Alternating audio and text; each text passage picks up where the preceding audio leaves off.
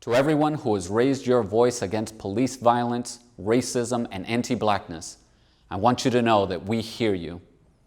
The murder of George Floyd was not an isolated incident, but rather part of a pattern of persistent, systemic injustices against African Americans.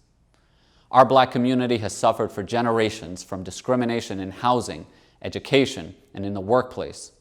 They've suffered from personal insults, microaggressions, physical harm, and in too many cases, murder at the hands of those who are supposed to protect them. Eric Gardner, Michael Brown, Sandra Bland, Philando Castile, Stephon Clark, and Breonna Taylor, they should all still be alive. Instead, the Black community is left to grieve over the loss of another one of their own, and left to wonder if their son, daughter, husband, wife, or themselves might be next. This violence has to stop, and that includes eradicating all forms of racism and anti-Blackness.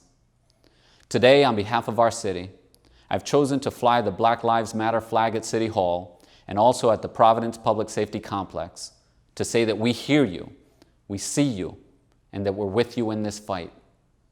Over the past several days, I've been meeting with community leaders who've expressed their concerns and their anger.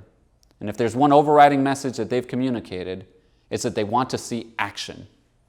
I've assured them that as a city, we're not going to let this moment pass without some real structural change. We're beginning by officially signing on to the 8 Can't Wait campaign, and I look forward to working with you in the days ahead to take additional action to address structural racism. I call on every person in our city to be part of the solution and to be so as an active participant. If you don't know where to begin, that's okay. You can start by just listening and hearing the voices of those who are afraid, frustrated, and angry.